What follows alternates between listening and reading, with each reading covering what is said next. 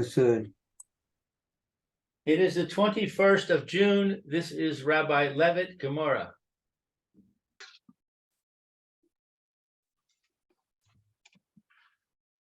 Let's see. Bava.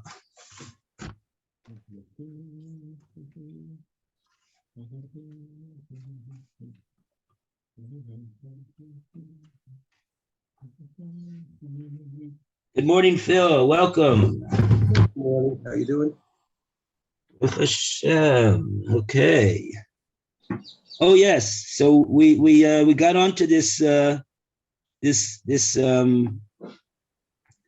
din of Chalukah.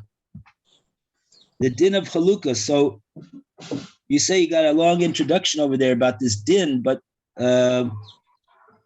basically, the way I understand it, to make it, you could read what you have over there. But the way I understand it is that, when you've got a mishmar of Kohanim, you got many Kohanim, and they're bringing korbanos every day, many korbanos every day, and the korbanos like the that are shlomim, or chatas, the kohanim, they have a chelik of the korban. Not just the bailim gets a chelik to eat from the meat of the korban, but also the kohanim. Even says by korban chatas, kohanim ochlim ubailim miskaprim. The owner of the korban that brought the korban chatas, he gets a kapora through the kohanim eating from the korban that he brought. So Bekitzer, the kohanim, they get a chelik of the korban.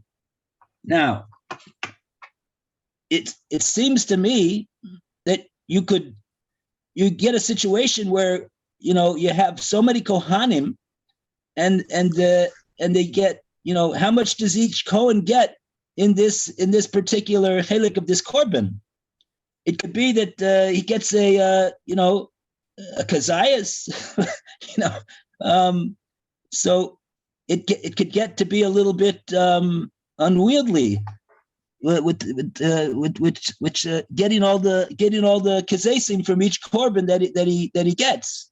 So the whole idea of Chalukah is that one Kohen says to the other, listen, let's do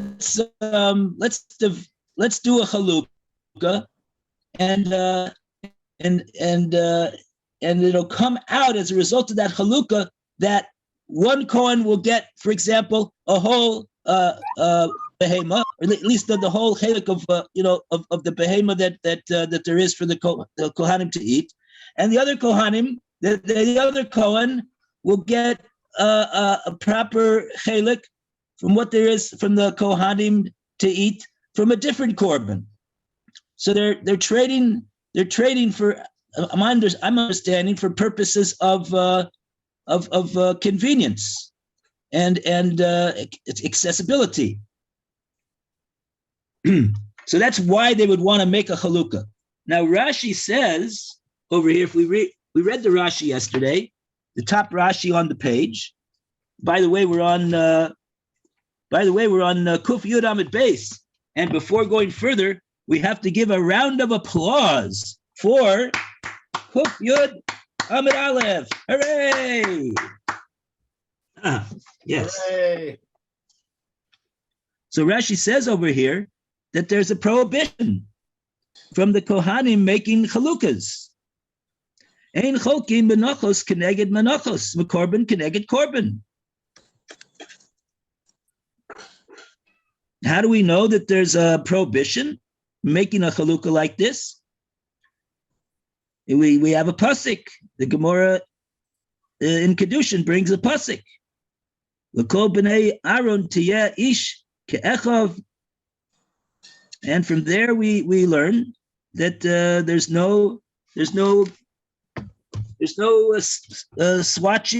swapping and switching when it comes to the Kohanim's portion of not only of animal offerings, korbanos, but even of meal offerings, of menachos as well.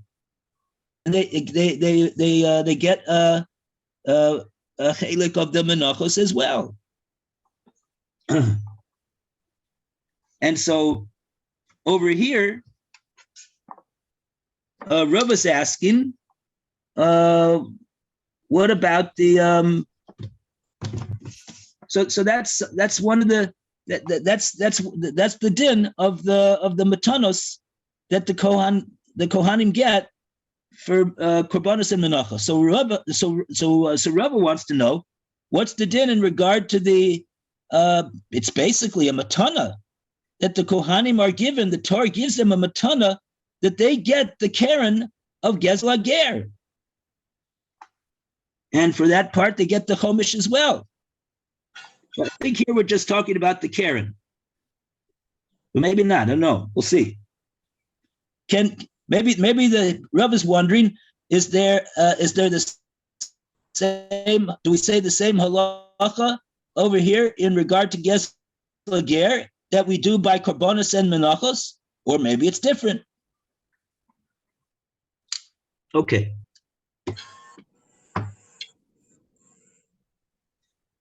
Okay, so maybe let's go over it again and see if we can understand it better this time. Boy Rava. Who do we have to read over here? Alan, would you like to read Boy Rava? I can find it. It's 110B1, left-hand column, last paragraph.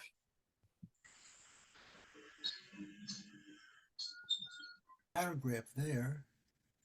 Rava poses another inquiry.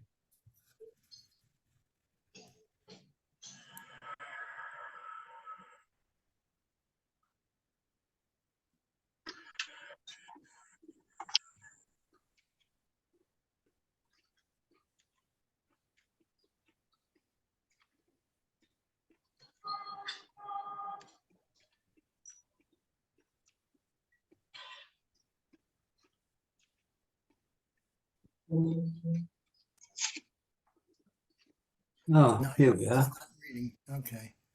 Have someone else Yeah. read right now. It's not reading. Right, River Levitt.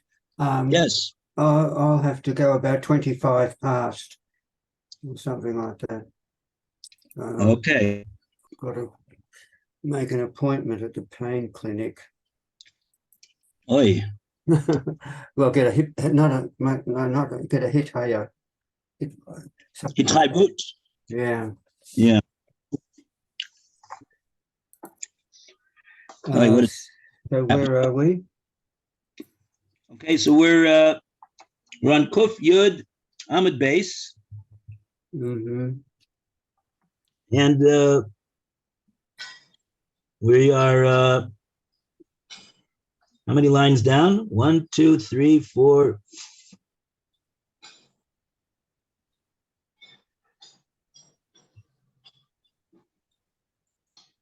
1, 2, 3, 4, 5, 6, 7. It's actually the end of the 6th line. Boy Rava. Uh-huh. First word of the line is lay. Yeah, I've got it. Okay, you want to would you like to read, Roy? Okay, then, thank you. Boy Rava inquired, V'hagim mahu sheyach lekol gezel hager keneged gezel. Kohanim permitted to divide their shares in the robbed property of a convert against their shares in other robbed property of a convert. I don't know what that means. Okay, in other words, so we're talking about a case where there's where the Goslin is making hashava to the Kohanim Mhm. of the Karen that he that he stole, and he's giving it to the Kohanim because the ger is no longer alive. So it's like a matana, like a chelik that he gets a kohen on a korban or on a menachos. So we want to know, can they swap and switch their portion in Gezel Ager number 1 with the Gezel Ager number 2, as they wish, for purposes of so that they'll have a decent share. Maybe they'll have like a whole amount. I mean, they don't want to have 5 cents of Gezel Ager. They'd rather have lump it all together. So he gets he can just take this Gazlan, and the other Gazlan will give the whole amount to the different Kohen. All right. Me Amarinan Asham Korea Rachamon. Do we say that the merciful one called the returned property an asham, and therefore ma asham, just as with respect to an asham offering, the law is that ein chalachin asham keneged asham. Kohanim cannot divide one asham offering against another asham offering. Af gezel, so too with respect to robbed property. The law is that ein chalakin gezel hager keneged gezel hager. They cannot divide the robbed property of a convert against the robbed property of another convert. And or dilma, or perhaps unlike the meat of an ashen offering, gezel hager momana hu. The robbed property of a convert is a monetary possession of the Kohanim, and thus they can exchange their portions in it. Yeah. So the Kitzer, we're saying whether is this Karen that the Gazlan has to pay back? Is it going to be governed by the laws of korbanos, because the Torah regards it as a korban, because it called it osham, like we said previously from all the brises, that when the pasuk when the pasuk is referring to the Karen that the Gazlan has to pay back, it calls it by the word osham, and so therefore we see that it should have the halachas of an asham, this Karen, and the halach above the korbanos is there's no swapping and switching. Or do we say no? We don't look at it as a korban, even though we call it that. We call it an asham, but it's essentially a monetary payment, and as such, it would not be governed by the halachas of korbanos.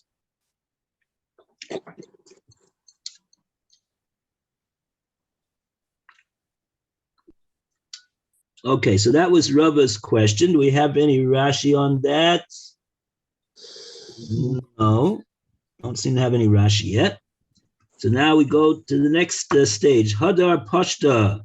He subsequently answered this matter. Excuse me, be back in a minute. Sorry. Lou, would you like to read Hadar Pashta? Hadar Pashta. Let's see. After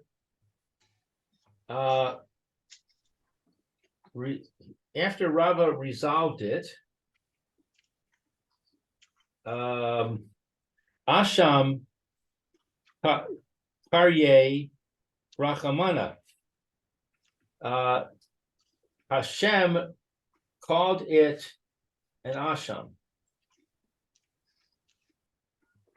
Yeah. So, I see. After raising the inquiry, Rava resolved it by saying that it's an asham, therefore it's not divisible.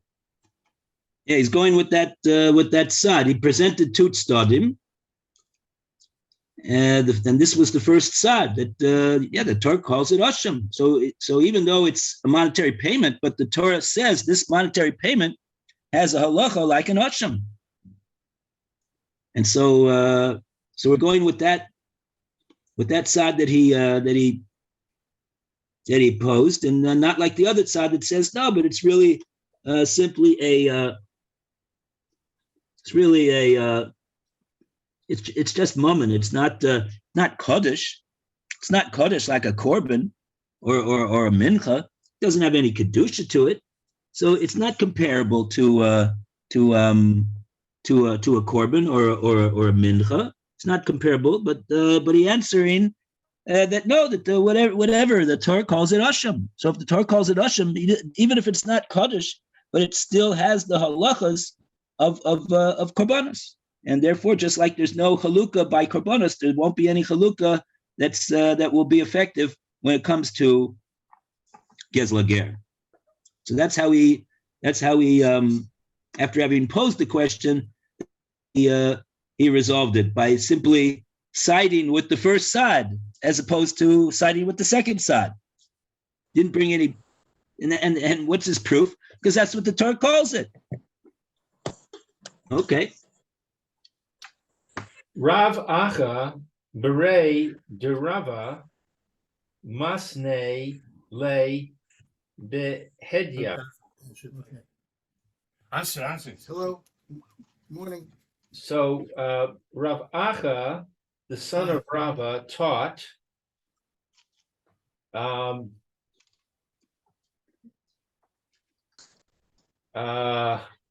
Behedya. What's Behedya? She's in therapy right now. Openly. Openly? Yeah, Yeah. maskla behedya. I will. He Okay. taught openly. Good. Okay, you too. Okay. Good. Amar Rava. Rava said, the Behanim ein cholikin gezel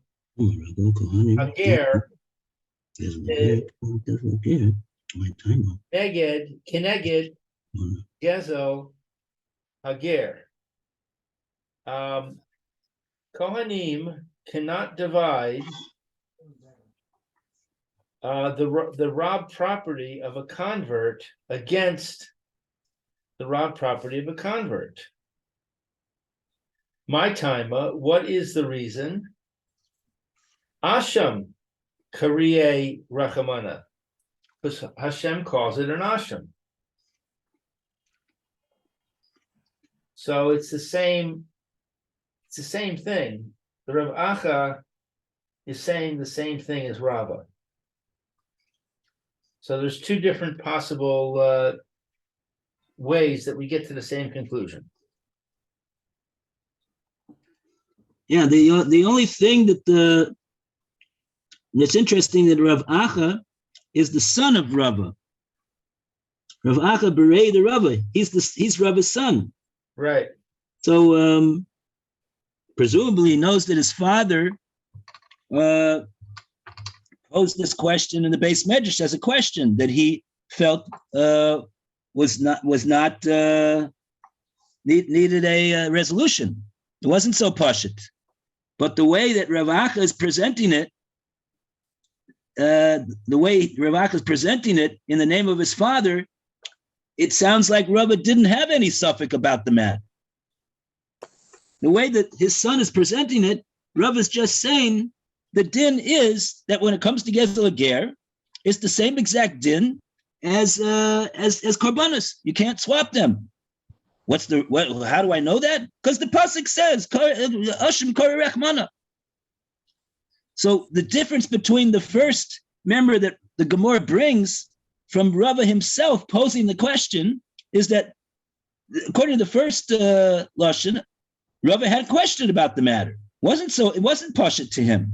And ultimately, he said, I think that we could resolve it by going with the pasuk. The pasuk is that seems to be the way to resolve this this question that there is. According to the second lashon, Rava never had a suffix at all. He said straight. I think that's what it means. Masnila behedya. He said it openly, clearly without any qualification, that this was the din based upon this pasuk. A bit of a subtle difference between the first lashon and the second lashon, and the Gemora records the difference. Because yeah.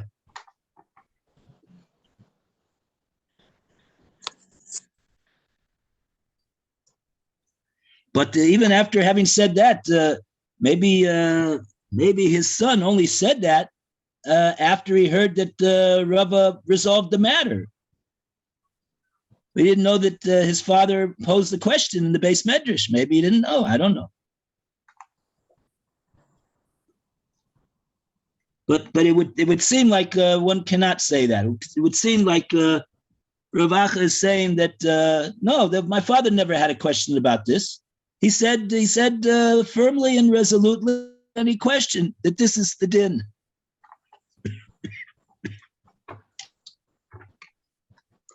Okay. Now we go to another question that Rava had. You know, you should know it's a cloud that whenever we have in the Gemora, it says boy Rava, for example. Rava asked. Did you ever wonder where it was that Rava asked? So I'll tell you.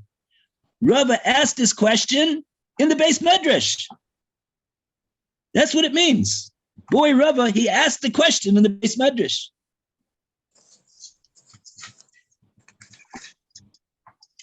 That was what the base medrash was tumbling on that day. Do we say that it's that we say it's like this? Do we say it's like that? Because Rava asked the question. He presented the two ways of looking at it, and now everybody goes to town trying to find a source to support one side or the other. Okay, so let's see the next question that Rava posed.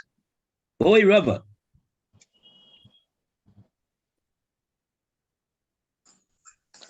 Alan, are you with us? I just lost it. I'm trying to find it again. So I'll have to come back to you. Okay. We could see you and hear you. Yeah, I know. Okay. 110b1. You got that?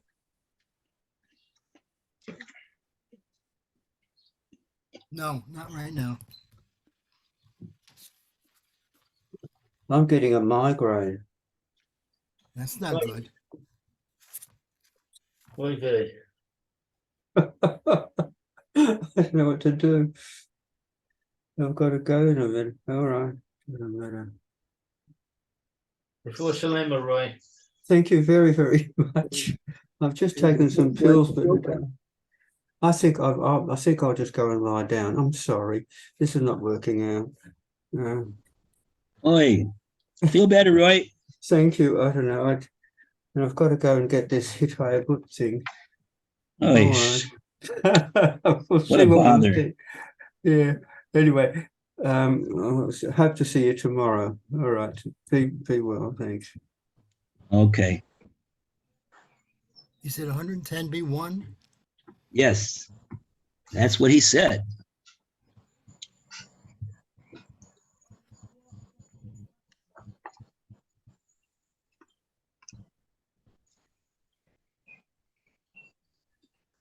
You're on the right side. First curse? No. Phil said it's on the right side. Oh, okay. Right. It's the okay. bottom. Yet another inquiry by Rava. Okay, wait a minute. All the way on the bottom? Yeah, on the right side on the bottom.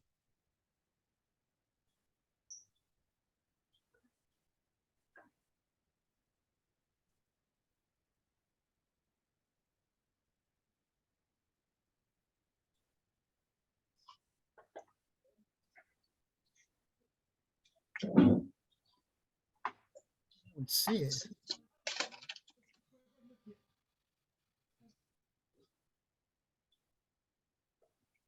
All right, have someone start and I'll try and pick it up.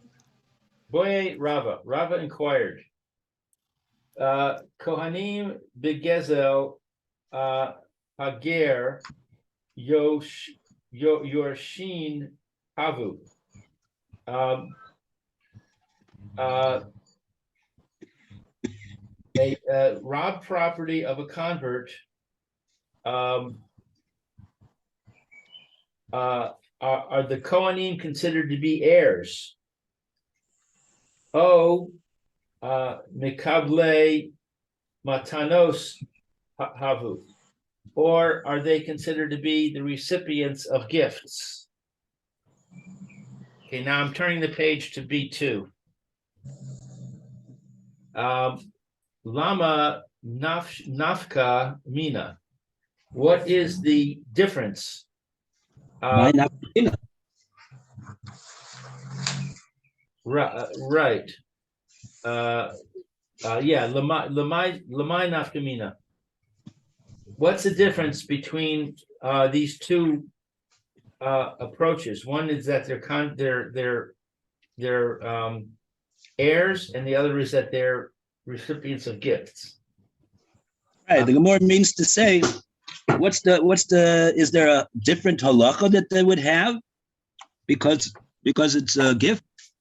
Or but if it was a Yerusha, then there would be a certain difference for them in regard to the halacha. So that's what we want to know. Lamai nafkamina.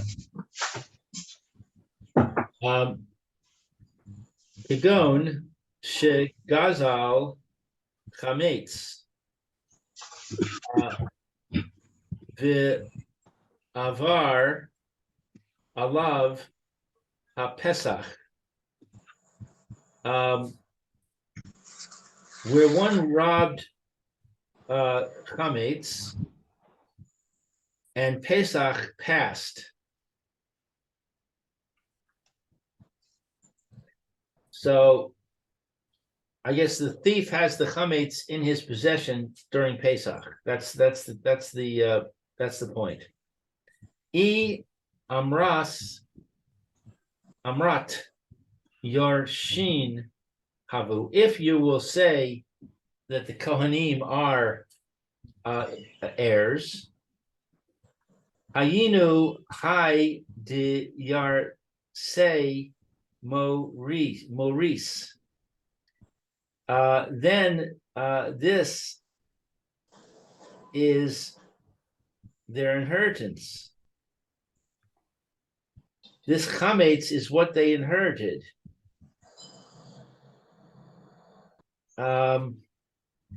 V'i amrat mikublei matanot havu. But if you will say that they are the recipients of gifts, matana ka'amar rachamana dinei siv lehu.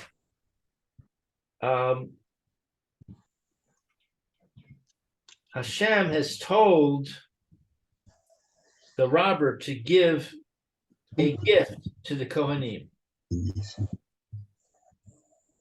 Vaha lo ka yachiv lehu midi. And if he returns this prohibited chametz to the Kohanim, he has not given them anything. The afra ba'alma who, for it is near earth.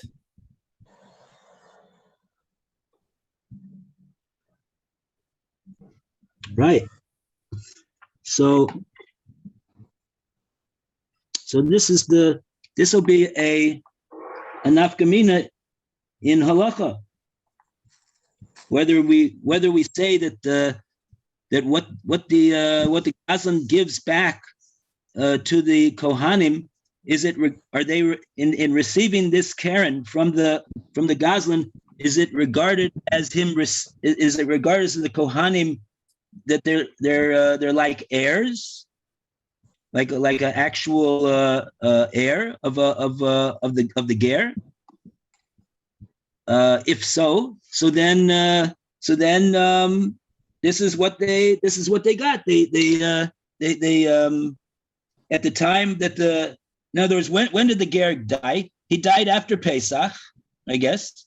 He died after the chametz was already made asur b'hana.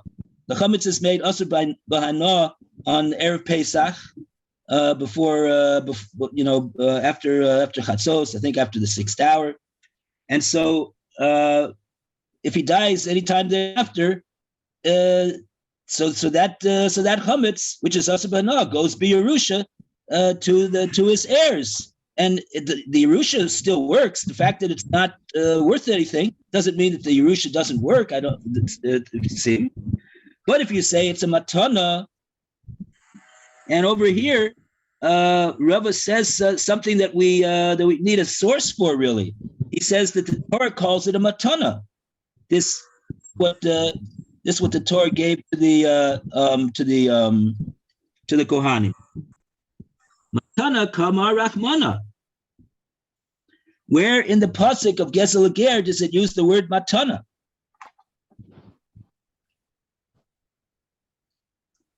But wherever that source is, this is the second side. And if it's a matana that the Kohanim are supposed to read, this ain't too much of a matana over here. It's totally worthless.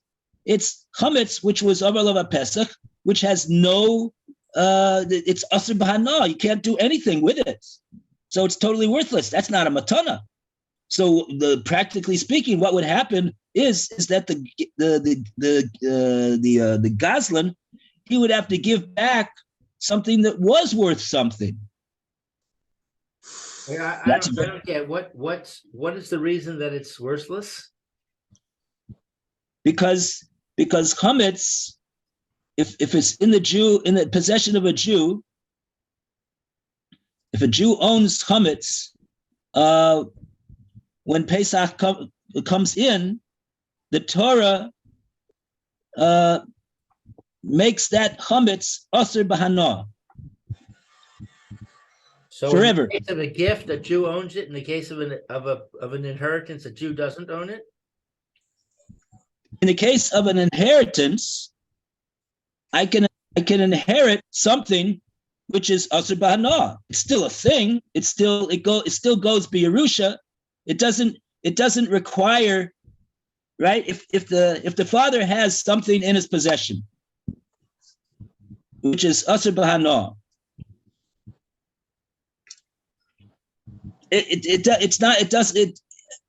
whether it goes b'Yerusha or not, it actually, I'm thinking right now, it doesn't really go b'Yerusha, but it doesn't require the father to say, "Oh, I didn't give my son anything. All I have in my estate is chametz, which is Avar Pesach." So the son didn't inherit anything. That's it. The father's not required to give him anything more.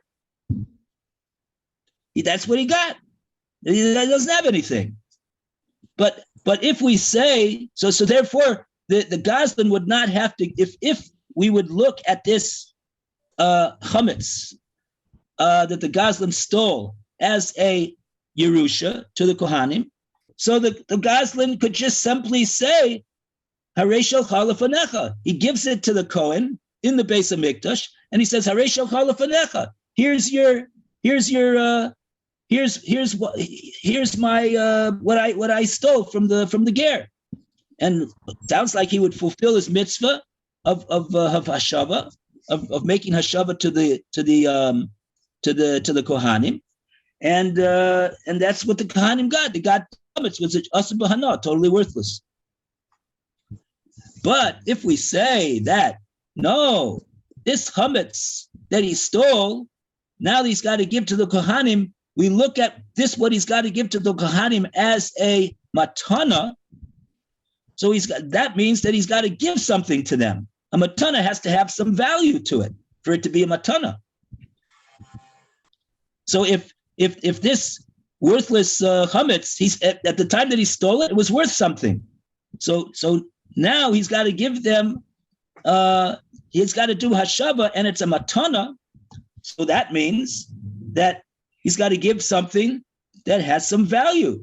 It should have the same value as what he stole. If so he's not going to be able to give him. Not the Goslin won't be able to give the Kohen this worthless chametz. He'll have to give him something which is worth something, which is worth the value of what he stole.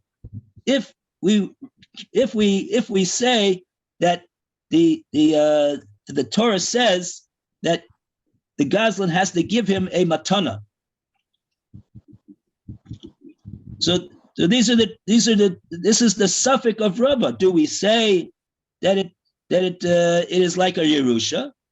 Because really the Kohanim are standing in the shoes of the inheritors, but here there's no inheritors. So maybe we're saying, maybe the Torah is saying that these Kohanim, they have a din of an inheritor. If they have a din of an inheritor, so then the Goslin can get away with just giving them this worthless chametz and say, here it is. Here it is. I fulfilled my mitzvah of giving the gezel back to the Kohanim. I fulfilled my mitzvah. He doesn't have to give them anything which is worth anything.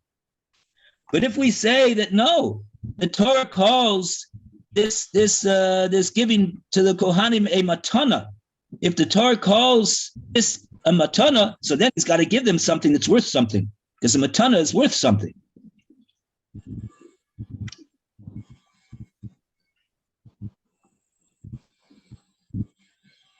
That's the question. Fine. Very good. Yasher koach, everybody. Thank you, Rabbi. Take care, thanks. I'm going to be on the road tomorrow. I'm going to try to listen in, but I don't know if I can answer. If I have, Okay. whatever. Okay. All right. Thanks. Take care. Okay. Bye, Phil.